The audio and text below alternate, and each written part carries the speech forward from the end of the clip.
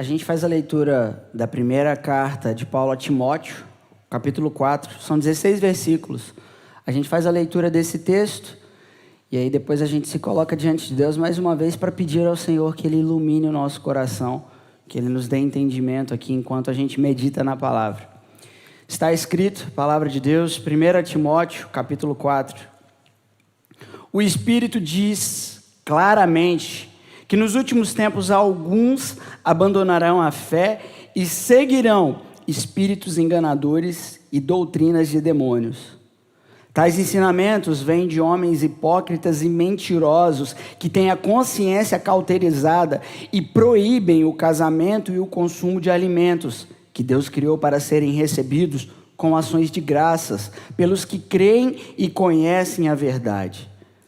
Pois tudo o que Deus criou é bom e nada deve ser rejeitado, se for recebido com ações de graças, pois é santificado pela palavra de Deus e pela oração. Se você transmitir essas instruções aos irmãos, será um bom ministro de Cristo Jesus, nutrido com as verdades da fé e da boa doutrina que tem seguido. Rejeite, porém, as fábulas profanas e tolas, e exercite-se na piedade. O exercício físico é de pouco proveito. A piedade, porém, para tudo é proveitosa, porque tem promessa da vida presente e da futura. Esta é uma afirmação fiel e digna de plena aceitação. Se trabalhamos e lutamos é porque temos colocado a nossa esperança no Deus vivo, o Salvador de todos os homens, especialmente dos que creem. Ordene e ensine estas coisas. Ninguém o despreze pelo fato de você ser jovem, mas seja um exemplo para os fiéis, na palavra, no procedimento, no amor, na fé e na pureza. Até a minha chegada, dedique-se à leitura pública da Escritura, à exortação e ao ensino. Não negligencie o dom que lhe foi dado por mensagem profética, com imposição de mãos dos presbíteros. Seja diligente nessas coisas. Dedique-se inteiramente a elas, para que todos vejam o seu progresso. Atente bem para a sua própria vida e para a doutrina, perseverando nesses deveres, pois, agindo assim, você salvará tanto a si mesmo quanto aos que o ouvem.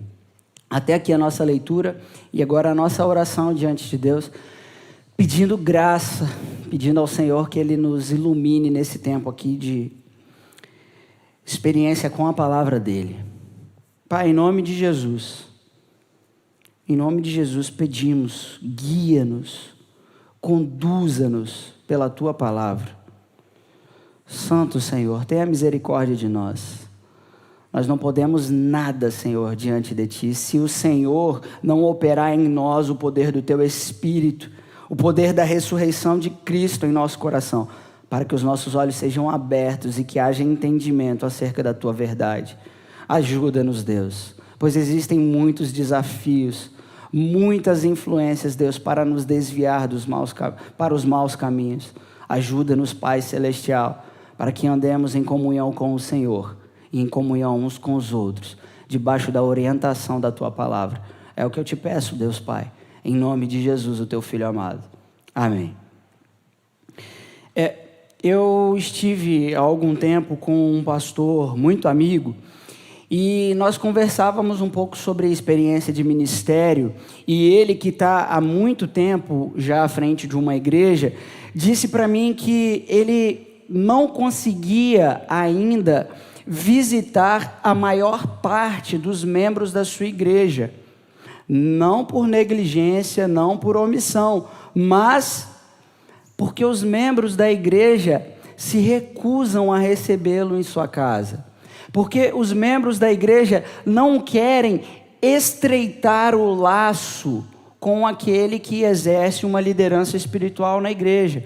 Então, por algum tempo dentro da igreja, ele tinha cerca de 65% a 70% dos membros de sua igreja que ele nunca havia entrado na casa para poder ter aquele momento de conversa, uma conversa mais íntima, quando talvez ele pudesse ouvir aquelas pessoas e conhecê-las mais, ou então aquelas pessoas pudessem ouvi-lo e conhecê-lo mais, a fim de que eles pudessem trocar experiência. Outra coisa que ele me contou da sua experiência de ministério é que a maior parte dos casais que se divorciam de dentro da igreja, daqueles casais que fazem parte da igreja, da comunidade, e que chegam ao divórcio, na verdade só informam o divórcio, porque nunca procuraram ajuda antes. Nunca entraram dentro do gabinete pastoral e disseram: pastor, não estamos aguentando mais um ao outro. Está tudo difícil, está tudo muito complicado, a gente não se entende. Na verdade, quando um casal entra no gabinete é para dizer: olha, pastor, não dá certo, não dá mais, então a gente está entrando com o divórcio. Percebe como as pessoas definitivamente estão cada vez mais autônomas, tentando resolver os seus problemas por si mesmo, até mesmo dentro da igreja? E quando chegam de fato a um problema que já não, às vezes já não tem mais como elas mesmas acertarem, elas só chegam para informar que não tem jeito. Olha, pastor, acabou, já não tem mais jeito, nós estamos nos divorciando. A gente trocava um pouco dessa experiência e via como é difícil para as pessoas no nosso momento pedir ajuda, pedir algum tipo de orientação espiritual, pedir para que as escrituras conduzam a sua atitude, a sua conduta, as suas decisões. Poucas são as pessoas que buscam orientação espiritual nas suas decisões de vida.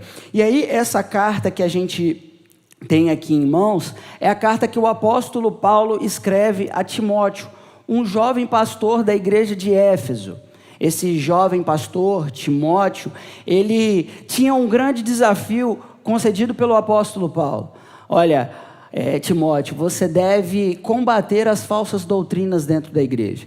Você deve orientar os crentes a andarem no caminho do Senhor, a perseverarem no caminho do Senhor e ordenar aqueles que ensinam um ensino da mentira, da hipocrisia, da maldade, ordenar a esses que se afastem do mau caminho e que se voltem para o Senhor. E veja, se a gente for considerar que Timóteo era um homem extremamente notado dentro da igreja, uma vez que ele era filho de uma judia, ele tinha recebido o ensino cristão desde a sua juventude, desde a sua mocidade, ele experimentava o conhecimento das escrituras, e aí, quando ele faz a sua profissão de fé, ele não a faz na frente de uma pessoa que não seja menos do que o apóstolo Paulo. Ele está diante do apóstolo Paulo, fazendo a sua profissão de fé em Jesus Cristo, sendo ordenado diante do apóstolo Paulo. Olha que carteirada que o Timóteo podia dar e dizer assim: eu não preciso de orientação de ninguém. Eu definitivamente não preciso de orientação de ninguém, afinal eu já tenho um ensino, eu nasci e fui criado dentro de uma comunidade que ensinava as escrituras, ensinava a palavra de Deus.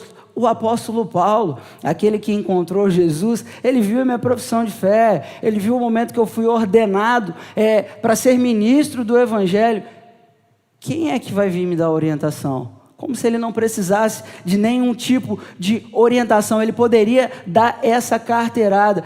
E hoje tem muita gente que é nascida dentro da igreja, filho de crente, e que a gente pode fazer uma pergunta: será que eles precisam de algum tipo de orientação?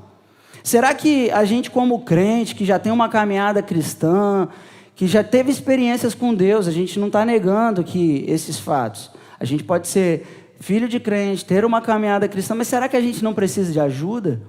Será que a gente não precisa mais de orientação? Será que a gente não precisa mais ouvir aquela palavra que nos leva para mais próximo, mais perto de Cristo? Perceba, com tanta liberdade e autonomia que a gente tem hoje, quem é que precisa de orientação? Quem é que precisa um do outro? A gente pode ter os melhores pastores na palma da mão aqui, pela internet. a gente pode acessar e encontrar o pastor Hernandes, o pastor Nicodemos, ouvir boa mensagem, e aí afinal a gente nem precisa mais participar de uma comunidade, de uma igreja, porque eu já estou fazendo sozinho, eu tenho o meu momento de oração sozinho, e a gente não vive mais vida em comunidade. A gente não se reúne mais e senta para pedir ajuda um do outro, para chorar um com o outro. Quando a Bíblia fala assim, que a gente deve chorar com os que choram, pare e pense. Quando foi que você chorou com alguém da comunidade cristã? Dessa comunidade? Você viu a pessoa sofrer e falou, chorou com ela. Ou então, rico quem está rindo. Sabe, aquela coisa de você ver alguém prosperar e você ir lá e celebrar com ela. Viver com ela aquele momento de alegria. Se a gente fizer uma pausa e uma breve reflexão, a gente percebe que um templo como esse muito se assemelha a uma praça de alimentação de shopping. A gente vem para comer, a gente vem para beber, a gente senta e se alimenta, mas a gente não conhece um ao outro. Tem um monte de gente sentado para fazer a mesma coisa, a gente se olha até, mas a gente não se conhece intimamente. A gente não se dispõe a abençoar, a exortar, a consolar, a aconselhar. A gente não se dispõe a essas coisas, a fazer essas coisas, e muito menos a se sujeitar ao consolo de um irmão, a um irmão que vai me exortar, que vai me abençoar. A gente tem muita liberdade, a gente tem muita autonomia, a gente pode fazer tudo sozinho. Mas o apóstolo Paulo, ele está orientando Timóteo. Ele está trazendo orientações espirituais acerca da apostasia dos crentes, daquilo que ia acontecer dentro da igreja. Ele está trazendo orientações espirituais acerca da responsabilidade que Timóteo tinha que ter. Ele está trazendo orientações aqui nas Escrituras através da conduta que Timóteo deveria ter. São orientações espirituais a um jovem cristão. E que quando a gente fala de jovem, a gente não está falando de 20 anos, não. Porque naquele contexto, o Timóteo provavelmente tivesse entre 27 até 40 anos. Era alguém que estava recebendo instrução para cuidar do coração, para cuidar da igreja, para cuidar de si mesmo. E isso cabe a nós também. Cabe às nossas vidas também. Estar debaixo de orientação espiritual. Então, o que hoje a gente pretende tratar aqui, conversar a partir dessa carta, é sobre estar debaixo da orientação espiritual. Uma orientação que venha da palavra de Deus, que seja oriunda das Escrituras. As mulheres têm se reunido aqui de 15 em 15 dias para tratar umas das outras a partir das Escrituras. Quando nós falamos de orientação espiritual, nós não estamos falando aqui para vocês buscarem um profeta para dizer o que vocês têm que fazer, ou qual é o futuro de vocês, um vidente para dar orientação ao futuro de vocês. A gente está falando da gente se voltar para as Escrituras, da gente sentar junto e se alimentar daquilo que as Escrituras dizem, e a partir dela, e tão somente dela, tomar as nossas decisões, viver a nossa vida debaixo da orientação dela, do que as Escrituras dizem. Então, debaixo da orientação espiritual, a gente vai ver a primeira relação que a gente tem sobre estar debaixo da orientação espiritual quanto à apostasia, o perigo da apostasia. Isso se divide entre o primeiro versículo e o quinto versículo do texto, quando a gente vê o apóstolo Paulo orientando Timóteo acerca desse perigo que estava para acontecer dentro da comunidade cristã, dentro da igreja cristã que havia se formado em Éfeso, não só em Éfeso, mas em toda parte.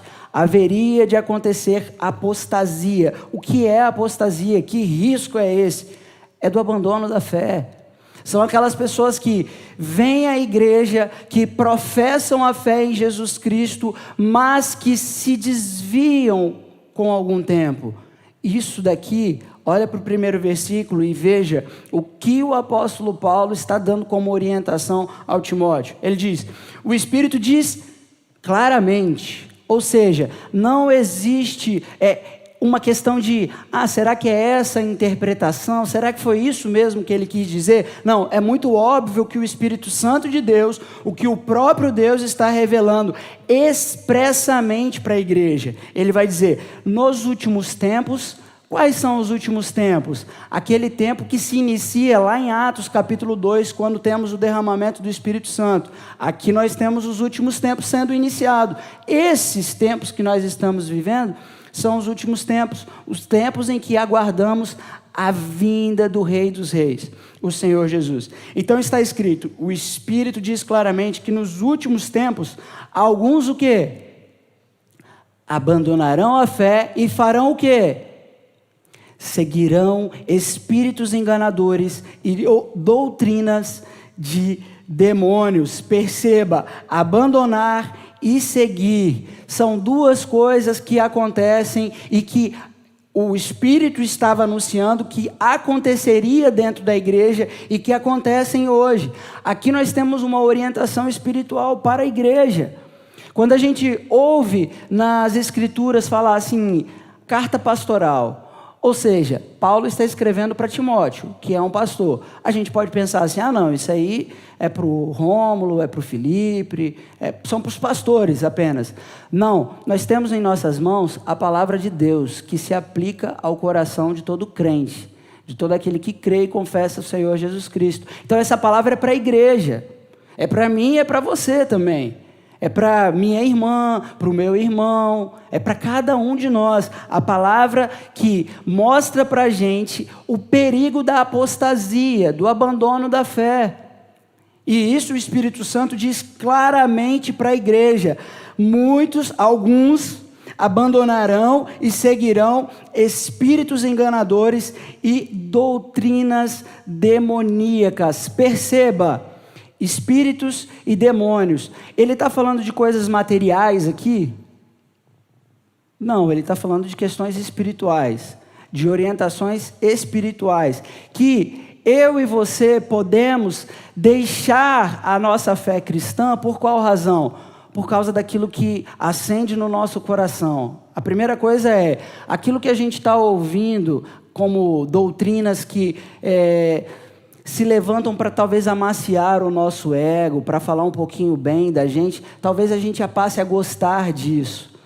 Talvez a gente goste um tanto de ouvir aquela mensagem que faz bem para o meu ego, bem para o meu coração, que fala coisas que me garantem, por exemplo, um futuro de riquezas nessa terra, onde eu vá desfrutar só de coisas boas.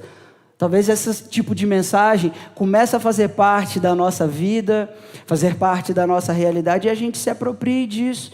E aos poucos a gente vai abandonando aquilo que foi ensinado, a doutrina do Evangelho. E quando nós estamos falando de doutrina do Evangelho, nós estamos falando daquilo que nós cremos, o nosso credo, que Jesus Cristo nasceu da Virgem Maria. Nasceu da Virgem Maria. Nós estamos falando de um milagre. É isso que a gente crê, de um homem que nasceu pelo poder do Espírito Santo, é isso que a gente crê. E aí o texto vai dizer para a gente, o nosso credo vai dizer que nós cremos no poder do Espírito Santo para fazer essas coisas. Nós cremos que o Senhor Jesus Cristo, Ele padeceu na mão de Pôncio Pilatos, que Ele foi crucificado, morto, sepultado, que ressuscitou ao terceiro dia, que subiu aos céus, que está sentado à direita de Deus Pai Todo-Poderoso. Essa é a nossa confissão de fé. Esse é o nosso credo, é aquilo que a gente crê.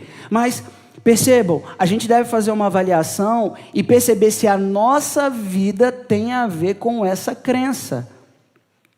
Se nós cremos, se a nossa conduta de vida tem a ver com essa fé espiritual, de ressurreição dos mortos, de vida em Cristo, que está sentado à direita de Deus Pai. Isso faz parte da doutrina, do ensino do Evangelho de Jesus Cristo. E perceba, alguns abandonarão e seguirão espíritos enganadores e doutrinas. Como é que essas pessoas passam a seguir essas doutrinas? Veja o versículo 3, versículo 2 e 3. Tais ensinamentos vêm de homens hipócritas e mentirosos, que têm a consciência cauterizada. Ou seja, os caras ensinam um ensino, uma doutrina falsa, e eles ensinam isso assim, com nenhuma sensibilidade mais no coração aquilo que Deus ensina nas Escrituras. Talvez vocês liguem a TV e percebam algum tipo de ensino como esse, como uma água milagrosa. E aí a gente olha e fala assim, cara, como esse cara consegue? Perceba, o texto está mostrando para a gente um coração insensível àquilo que é ensinado. E hoje a gente tem 31 de outubro como o dia da Reforma Protestante, e a gente levanta a bandeira para falar de Reforma Protestante, mas o que está acontecendo entre nós e diante de nós é um absurdo, porque não pensem vocês que aqueles que se reúnem em torno de uma doutrina do Evangelho podem simplesmente estar assim blindados quanto a esse tipo de coisa. Eu vivi uma experiência que foi a seguinte: um diácono da igreja em que eu tinha relação com essa pessoa, assim, tinha uma amizade com essa pessoa, me procurou num determinado momento para dizer que ele estava fazendo uma campanha numa dessas igrejas a fim de que a sua empresa pudesse prosperar. Perceba, ele que fazia parte do grupo de oficiais da nossa igreja, estava em uma outra igreja que ensina sobre as riquezas deste mundo, fazendo uma campanha a fim de prosperar. Parece distante de nós essa coisa, mas quando a gente liga na televisão e eu estou falando de televisão porque eu acho que isso é muito comum para cada um de nós aqui. Quando a gente liga a TV e a gente vai ouvindo algum tipo de ensino que vai seduzindo a gente, que vai atraindo a gente, e daqui a pouco a gente está se desviando daquilo que é evangelho, da doutrina santa. E veja, isso é espiritual, gente. Isso é espiritual. Se a gente lê Efésios capítulo 2, versículo 2, o apóstolo vai dizer assim, antes nós éramos o quê? Guiados por esses espíritos enganadores. Percebam, os espíritos enganadores que um dia conduziram a nossa vida, depois que nós professamos a nossa fé, não quer dizer que eles descansaram da gente. Abriram mão das nossas vidas, abriram mão do nosso coração, abriram mão da nossa família. Não, existe uma luta aqui, para que eu e você possamos abandonar a fé, deixar de seguir o Evangelho de Jesus Cristo. E quando a gente fala de seguir aqui, tem a ver com conduta, é a nossa caminhada, é aquilo a maneira como eu vivo. É isso que diz respeito a seguir o Evangelho. Eu creio e eu sigo, eu vivo de acordo com a minha fé.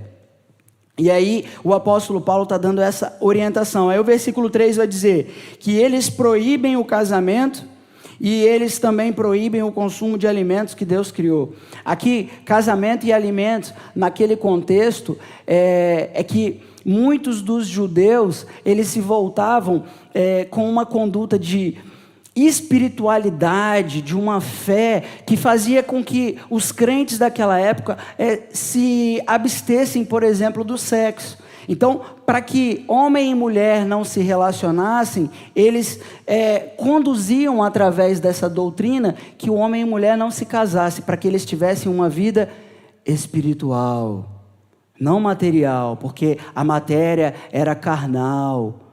Viver na carne seria contra os preceitos de Deus. E ao fazer isso, eles desviavam algumas pessoas da fé no verdadeiro Evangelho, do ensino do verdadeiro Evangelho. Por exemplo, como abrir mão de alimentos. Olha, vocês não devem comer o bacon. Não devem comer o presunto, porque ao fazer isso, vocês estão pecando diante de Deus. E fazendo isso, vocês não podem se relacionar com Deus. Mas perceba que toda essa forma de ensino, ela visa ocultar a perversidade do nosso coração. Porque é mais fácil eu abster de um tipo de alimento, eu parar de comer determinada carne, me abster de algumas práticas, de alguma coisa, de algum tipo de alimento, do que eu me abster, por exemplo, da perversidade do meu coração. da dureza do meu coração, de me abster de toda a raiva, de todo o ódio, de todo o rancor que existe dentro do meu coração. Aí, para ocultar isso, eu sou o quê? Eu sou aquele religioso que não como, que não faço isso, que deixo de fazer aquilo. Eu sou proibido por essas doutrinas, a fim de que oculte a realidade do meu coração, mas talvez dentro de casa é um quebra-pau. A minha vida, talvez dentro do meu quarto, é uma vida de imoralidade. Porque eu baseio a minha vida, eu oculto a minha vida com práticas religiosas. E aqui, qual é a orientação que Timóteo está recebendo, que nós recebemos da parte da igreja? É que nós devemos estar debaixo da orientação espiritual, tendo em vista o perigo da apostasia, do abandono da fé. Porque isso vai entrando de maneira bem sutil nas nossas vidas. E sutilmente nós recebemos doutrinas, ensinos que fazem com que a gente se desvie do verdadeiro evangelho. Eu cheguei aqui na parte final da escola bíblica que o Arthur estava lecionando, e eu ouvi o Arthur lecionar o seguinte: ele disse que a partir da ressurreição de Cristo, eu me relaciono com Deus. A partir da ressurreição de Cristo, eu me relaciono com o outro. A partir da ressurreição de Cristo, eu me relaciono com o mundo. Isso aqui é o Evangelho.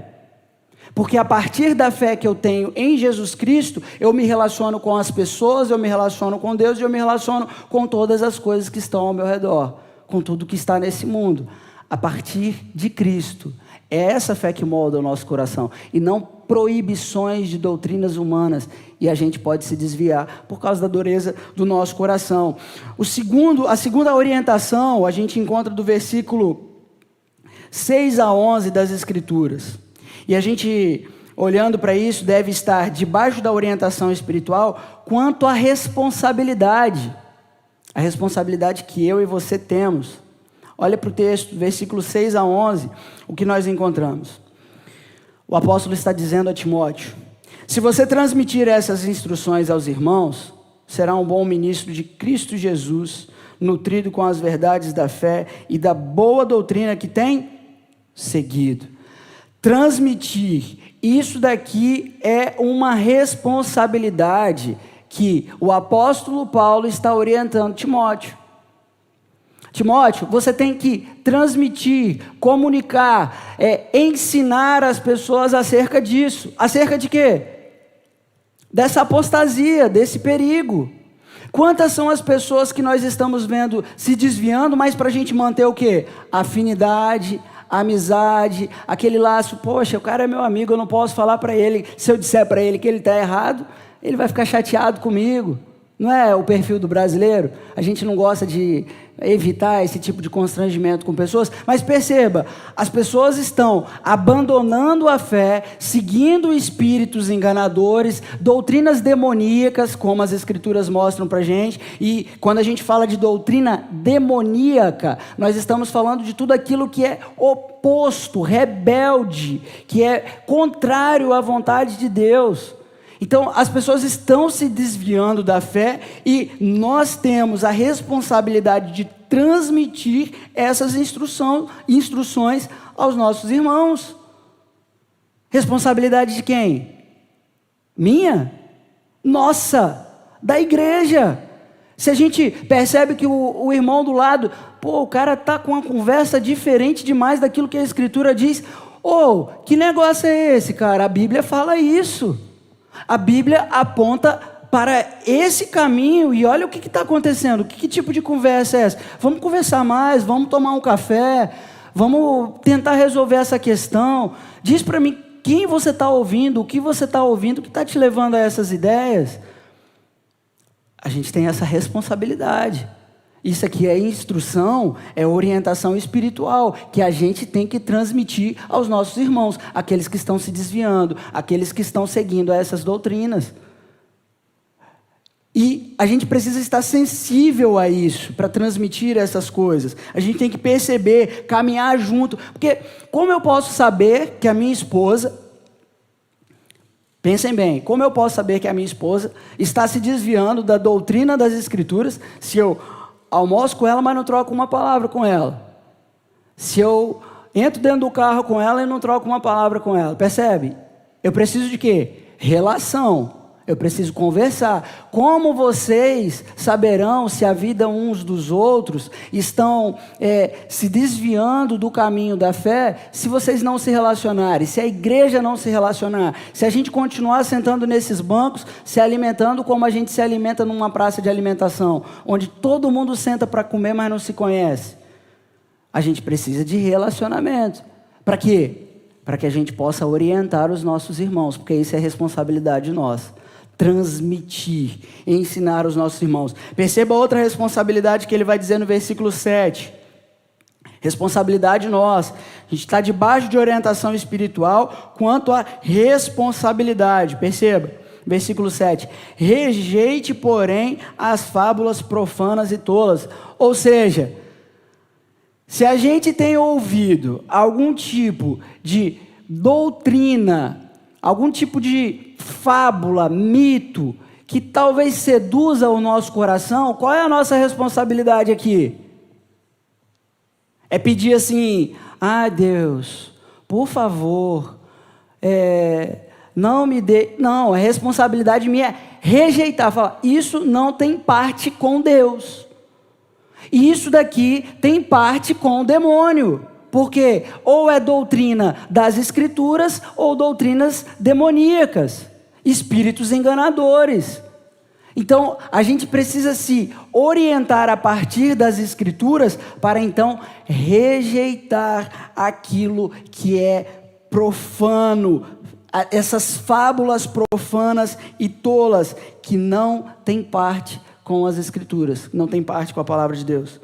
Em terceiro lugar, aqui o versículo 7 vai dizer algo também acerca de orientação espiritual para a igreja. Diz: rejeite, porém, as fábulas profanas e tolas e exercite-se na piedade. A palavra exercício aqui no texto bíblico, ela tem a ver com aquele exercício que é praticado pelos atletas. O que um atleta que vai disputar a Olimpíada de daqui 2 ou 3 anos está fazendo agora? O que vocês imaginam que ele esteja fazendo? Treinando ou comendo uma feijoada de domingo? Feijoada de domingo? Ele está treinando, porque daqui 3 anos ele tem um compromisso sério. Ele tem que ir lá lutar para defender o seu país e ganhar o quê? A sua medalha. Aqui a ideia que ele evoca de exercício é da pessoa abrir mão mesmo de todo o conforto e se dedicar, exercitar, mas em quê? Na piedade. Exercite-se na piedade. E o que é piedade? A palavra piedade tem a ver com o quê? Tem a ver com devoção, tem a ver com zelo pelas coisas de Deus, amor a Deus. Ele está falando, exercita-te na sua devoção a Deus. Isso aqui é uma orientação espiritual para a gente. Quanto tempo você gasta com a sua devoção a Deus?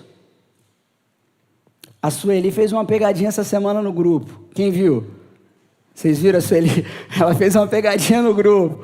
Ela botou lá no grupo assim, ó, a seguinte pergunta: qual é a sensação de você levar no domingo para a igreja aquela Bíblia que você não lê a semana toda?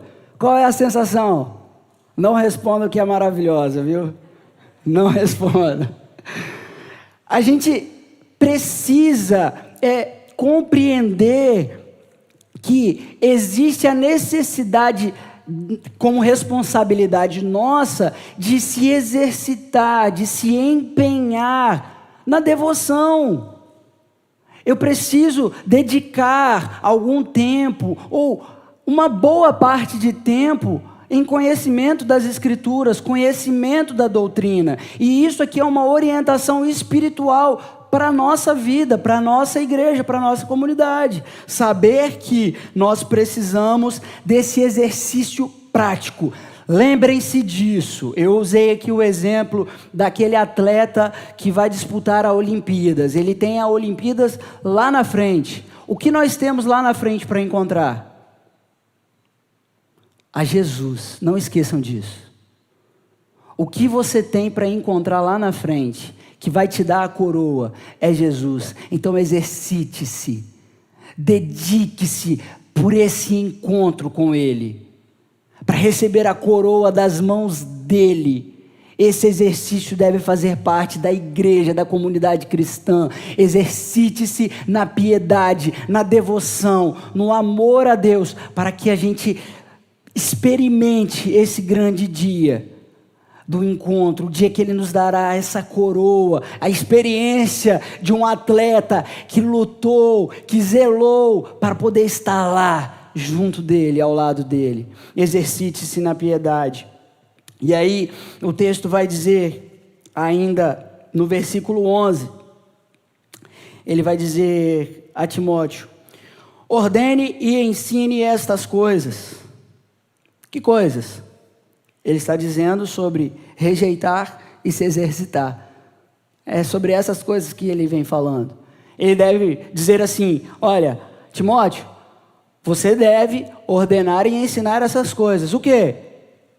Que a comunidade de Éfeso, essa igreja, ela rejeite as fábulas, que ela rejeite essas fábulas profanas e tolas, e o quê? Se exercite na devoção.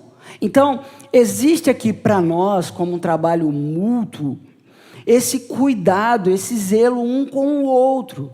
Qual zelo? O de cutucar o irmão e falar: cara, como que está a sua caminhada cristã? Você está precisando de ajuda? Porque tem hora que a gente está mal, tem hora que a gente não quer ler a Bíblia, mas senta e lê a Bíblia com a pessoa que está mal. Lê com ela. Faz um momento devocional com essa pessoa, liga para ela, se compromete a orar com ela e por ela. A gente tem que ter essa experiência mútua. Isso agregará à nossa igreja saúde espiritual, vida espiritual. A gente cresce enquanto a gente ora junto, enquanto a gente lê a Bíblia junto, enquanto a gente troca experiência. A gente chega e fala assim: olha que coisa boa que aconteceu comigo. Eu sei que foi Deus que fez. Eu entrei ali na igreja, eu estava sentado ali atrás, o Mateus veio para mim e falou: pastor, aconteceu uma benção. Estava ele e a mãe dele. Uma porta de emprego, uma oportunidade incrível para ele. E ele falou assim: foi Deus que fez isso comigo. Aí o que a gente faz? A gente se alegra e canta ao Senhor. A gente celebra porque Deus está abençoando o povo dele. Porque Deus está abrindo portas para o povo dele, fazendo o povo dele se alegrar. Olha, as escrituras dizem no Salmo 37 que o Senhor ele tem prazer na prosperidade do seu povo. A gente está vendo Deus se agradando dos nossos irmãos, que coisa boa! Mas isso a gente só vive junto, a gente precisa ter essa experiência. Não dá para viver uma vida de autonomia para quem é crente. Crente vive junto. Vocês não vão entrar no céu sozinhos. Como que a gente entra no céu? Como o corpo de Cristo. A gente está junto. Você já pensou nisso? Qual é a maneira que o apóstolo Paulo vai dizer que a igreja ela é formada? Não é como um corpo? Ele não vai dizer que é um corpo? Então, eu e você, se formamos esse corpo, se fazemos parte desse corpo, como é que a gente entra no reino dos céus? Junto. É andando junto, é chorando junto, comendo junto, dando risada junto, se alegrando como igreja. A igreja precisa ter essa experiência. E isso é responsabilidade de quem? Nossa.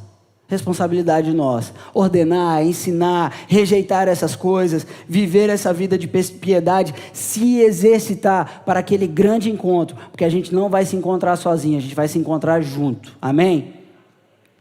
Aí, do versículo 12 ao versículo 16, debaixo da orientação espiritual, quanto à nossa conduta. A gente viu, em primeiro lugar, que a gente vive debaixo da orientação espiritual quanto ao perigo do abandono da fé. Em segundo lugar, a gente viu que a gente deve estar debaixo da orientação espiritual quanto à nossa responsabilidade. a responsabilidade mútua aqui, e a gente vê agora, por fim, a nossa estar debaixo da orientação espiritual quanto à nossa conduta. Quanto à conduta.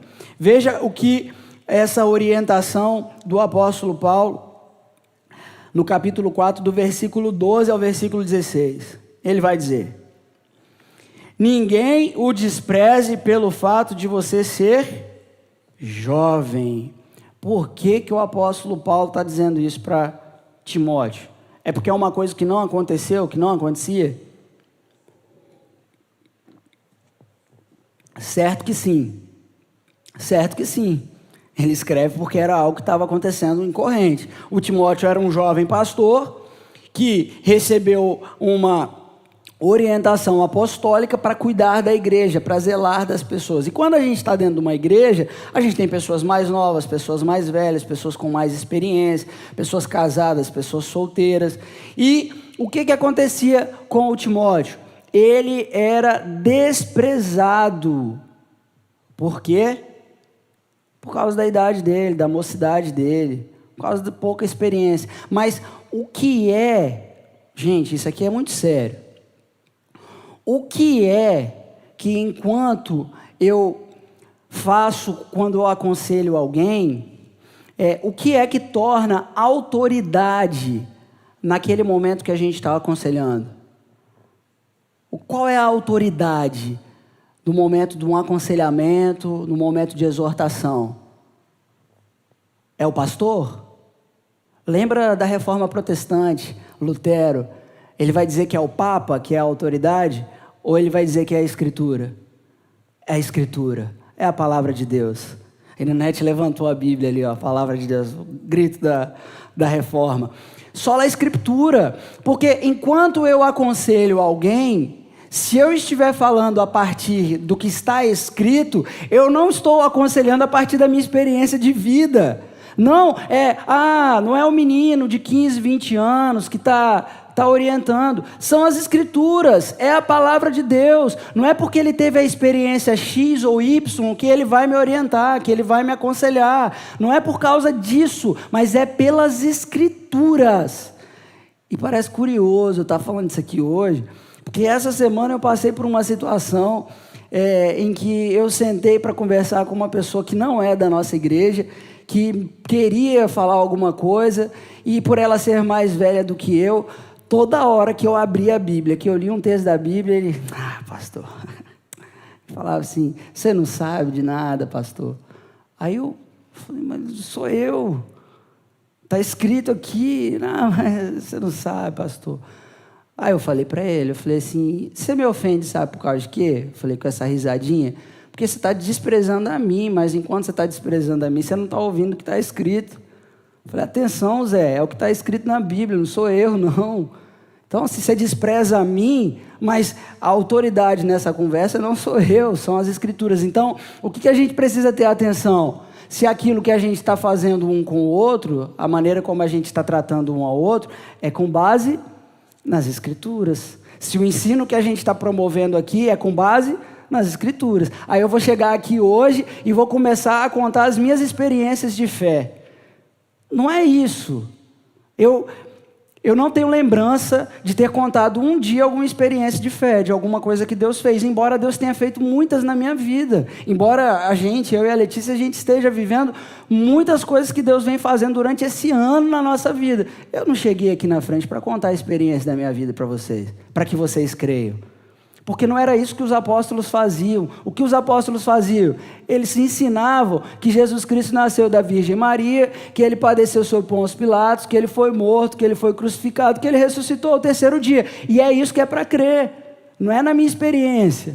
Vocês estão entendendo? Não é na minha experiência de vida, mas aquilo que está escrito. E é isso que nós levamos, transmitimos, comunicamos. E se não tem parte com essa doutrina da nossa crença, o que nós fazemos? Nós rejeitamos. E ao passo que nós rejeitamos, nós também nos exercitamos por conhecer mais. Nos aprofundamos em conhecer mais da doutrina. Aí ele vai dizer mais, versículo 12. Não seja, ninguém despreze pelo fato de você ser jovem, mas seja um exemplo para os fiéis na palavra, no procedimento, no amor, na fé e na pureza. Procedimento, pureza, fé, amor. Percebam, o que o apóstolo Paulo está dando como orientação para a igreja a partir desse texto bíblico? Que eu e você temos responsabilidade com a conduta nossa. Então aqui fica um alerta, uma atenção, não do pastor que está lá na frente falando para vocês. Tenham atenção com as redes sociais. Tenham atenção com as redes sociais de vocês. Com aquilo que vocês estão produzindo, promovendo, porque aquilo tem a ver com a conduta de vocês. Rede social também tem a ver com a fé de vocês. Se vocês creem em Jesus Cristo, aquilo que vocês fazem ou deixam de fazer tem a ver com a fé de vocês. Aquilo que vocês fazem ou deixam de fazer dentro do ambiente de trabalho tem a ver com a fé de vocês. Com a nossa fé, gente. Então, perceba qual é a orientação espiritual que nós temos aqui no texto. Seja um exemplo para os fiéis. Quem é que tem que ser um exemplo? O adolescente tem que ser um exemplo? Tem que ser um exemplo. O jovem tem que ser um exemplo? Tem que ser um exemplo. Os mais velhos têm que ser um exemplo? Sim, tem que ser um exemplo. Aqui é um imperativo do texto bíblico para a vida cristã. Seja um exemplo. Mas em quê? Qual é a primeira palavra que nós encontramos aqui como ordem de exemplo para a nossa vida? Seja um exemplo na palavra. Agora aqui, isso aqui aperta o calo dos crentes. Porque vocês já ouviram falar aquela antiga expressão assim, eu sou católico, mas eu não sou católico praticante. O que quer dizer isso? Aquela pessoa que não vai na igreja tanto, que não tem tanto compromisso com a igreja. Mas vocês já repararam que isso já hoje pode se aplicar no meio evangélico? Porque as pessoas, embora diga somos evangélicos, se você perguntar um pouquinho da doutrina das Escrituras, não conhece nada. Eu sou evangélico, mas o que você não sabe nada? A gente precisa saber, a gente precisa conhecer e ser um exemplo na palavra. E quando é ser um exemplo na palavra que ele está dizendo, é exemplo de conhecimento, de manejo, de poder ensinar. Porque como que eu vou ensinar, exortar, eu vou rejeitar uma falsa doutrina se eu não tenho contato com as Escrituras? Eu preciso me exercitar na palavra, por me aprofundar e conhecer a doutrina, a fim de quê? Que eu possa rejeitar essas coisas, a fim de que eu seja o quê? Um exemplo para os fiéis, não para eles me seguirem, não é isso. Não é para ganhar like ou ganhar curtida, mas para que essas pessoas também se desenvolvam numa conduta santa, como corpo de Cristo. Como um corpo de Cristo. Seja um exemplo na palavra. Segundo, no procedimento. Gente, isso aqui para mim tem coisa que é esquisita. Porque quando eu não era um cristão, quando eu não conhecia o Evangelho de Jesus Cristo, eu vivia uma vida imoral, uma vida desviada do caminho das Escrituras, e isso é natural, porque conforme o apóstolo Paulo diz, a gente em outro tempo era o quê? Guiado pelos espíritos malignos, pelas vontades da nossa carne, pelos as potestades, os dominadores deste século. Isso é natural para quem está morto espiritualmente, ok? Mas para aqueles que professam Jesus Cristo como Senhor e sua vida, morreu o homem, para que viva quem? Cristo. Então o procedimento agora é procedimento de filhos de Deus, porque quando a Bíblia fala que Jesus morreu em nosso lugar, nós morremos com Ele. Quando a Bíblia diz que Jesus ressuscitou, nós ressuscitamos com Ele. Logo, a minha morte ficou naquela cruz, agora a minha vida já não é a minha, é a dele. Então qual é o meu procedimento hoje? É o procedimento de filho de Deus. Não pode ser de quem anda nas trevas, não pode ser de quem tem parte com este mundo. É o procedimento dos filhos de Deus. E isso é um chamado para a igreja. Nós temos que ter essa vida, a vida do Filho de Deus, é o procedimento nosso. Procedimento dentro de casa, procedimento no trato com as pessoas, o procedimento no trabalho, no trânsito, seja onde for. A gente precisa ser exemplo para os fiéis. E aí, o texto vai dizer: seja um exemplo para os fiéis, Timóteo. Seja um exemplo para os fiéis, igreja. Na palavra, no procedimento, no amor.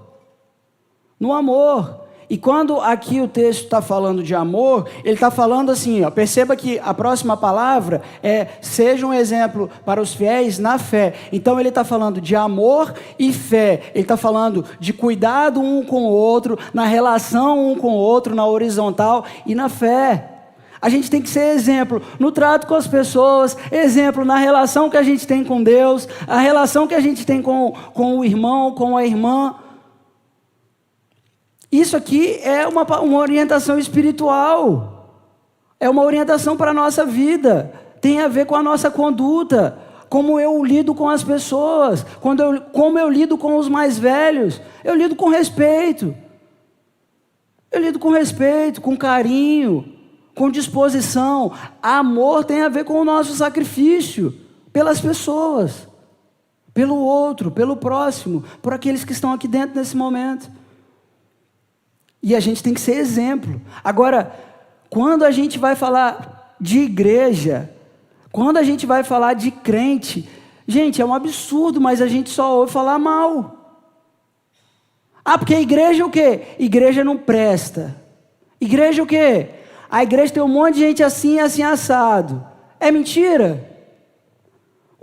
A gente se trata igual vive tratando um ou outro aí, igual se trata cavalo, igual trata boi, igual trata bicho. A gente não tem uma boa relação uns com os outros. Trata com ignorância, com arrogância. E aqui está falando de exemplo, é vida prática, é conduta. E se a gente não se relaciona bem um com o outro, é natural que as pessoas olhem para nós e digam: Agora, o problema disso, sabe qual é?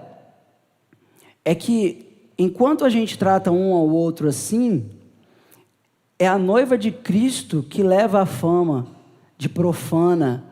É a noiva de Cristo que leva a fama de maldosa. É a noiva de Cristo que leva a fama de que não ama, de que não acolhe, de que não cuida. Por quê? Porque a responsabilidade da igreja é nossa. Agir assim, viver assim, ter essa prática, ter esses exemplos de vida. Então a gente tem que se despertar, gente, na maneira como a gente se relaciona um com o outro, se relaciona com as pessoas. E aí ele vai dizer na fé em Deus, na maneira como a gente se relaciona com Deus, como a gente vive uma vida com Deus. E por fim, na pureza, ele vai dizer que a gente tem que ser um exemplo na pureza. Aí pensa, aqui ele está falando de lei moral. O apóstolo Paulo está evocando a ideia da lei moral, ou seja, da gente não viver de maneira imoral, impura, com uma conduta que tem a ver com uma sexualidade promíscua, com uma conduta de mentira, de enganos, de trapaça, de envolvimento com sensualidade, com pornografia. Tudo isso tem a ver com impureza. E ele está falando, seja um exemplo na pureza. Na pureza. Nós temos esse chamado. É uma orientação espiritual para a nossa vida, para que a gente se dedique a quê? A estas coisas, a viver dessa maneira, para louvor e para a glória de Deus. E aí, ele vai dizer mais, o apóstolo, não negligencie, versículo 14, isso aqui tem a ver ainda com a conduta, não negligencie o dom que lhe foi dado, por mensagem profética com imposições de mãos dos presbíteros. O apóstolo Paulo, junto de outros presbíteros, tinha ali o Timóteo para tomar conta de uma igreja. Então eles puseram as mãos sobre aquele jovem e o enviaram para tomar conta da igreja de Éfeso.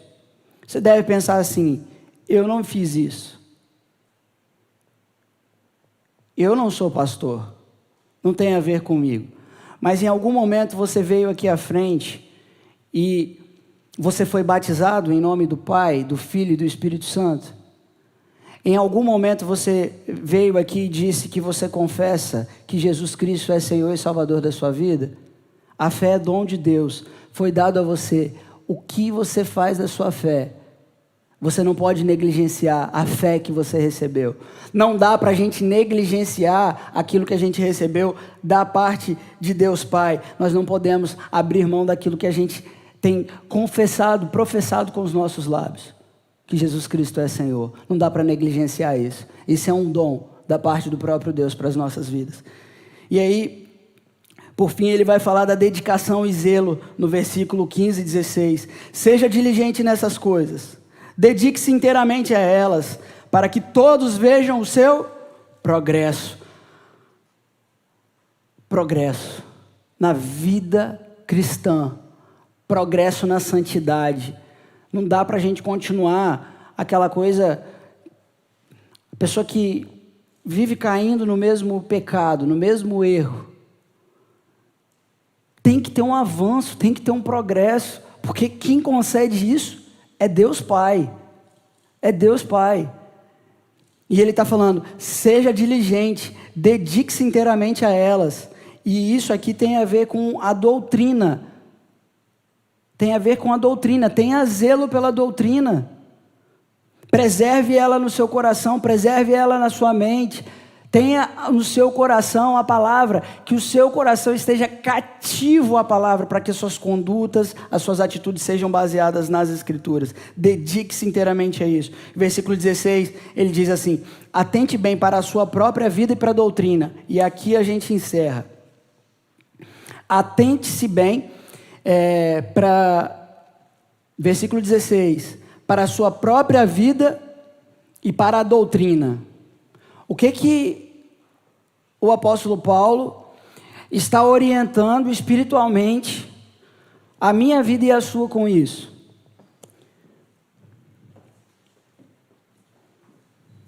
O que ele estaria querendo orientar espiritualmente a nossa vida com isso?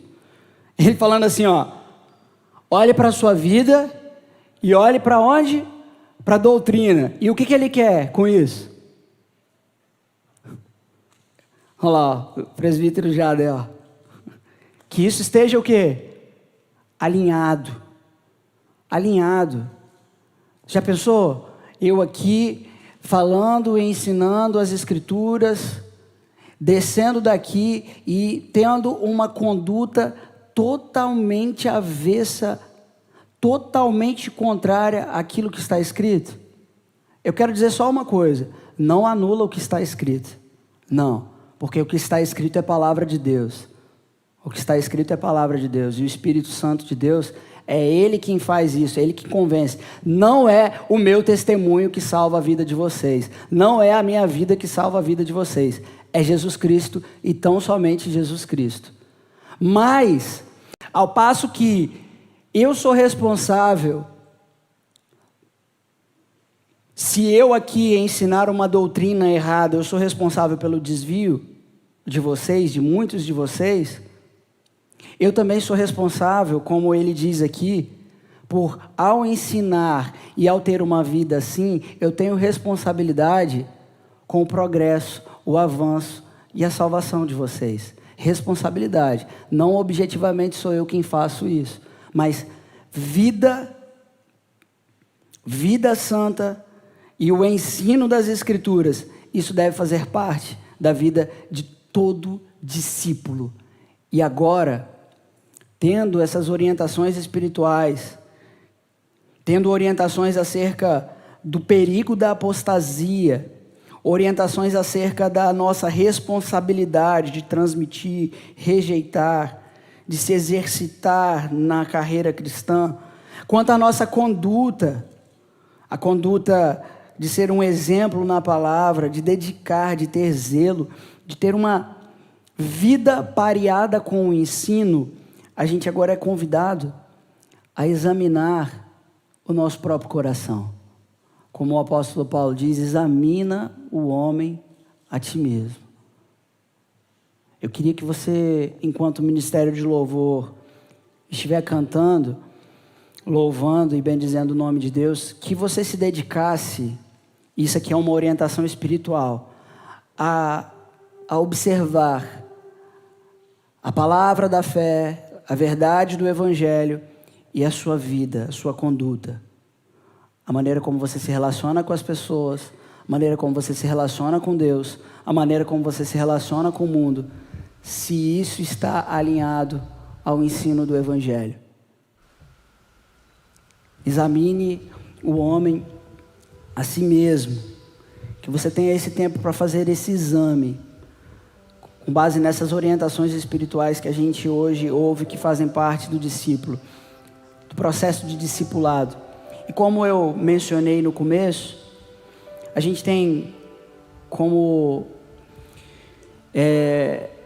experiência já provada que a maioria dos casais que se divorciam são aqueles que não pedem ajuda. E que tem muito crente, muitos irmãos e irmãs que não se abrem para um momento de exortação, para um momento de consolo, para um momento da palavra. Se existe se não tiver alinhado isso daí enquanto você estiver examinando, peça ajuda a Deus. Procure um dos presbíteros da igreja, famílias que amam o Evangelho, para poder te ajudar, para poder te orientar, te ajudar nesse processo, para poder orar junto com você, ler a Bíblia com você. Não se sinta desamparado que você não está sozinho. A gente está aqui para a gente entrar junto no reino. E é só assim que a gente entra, junto como o corpo de Cristo, partilhando a dor, partilhando o sofrimento, partilhando as alegrias que o Senhor mesmo concede.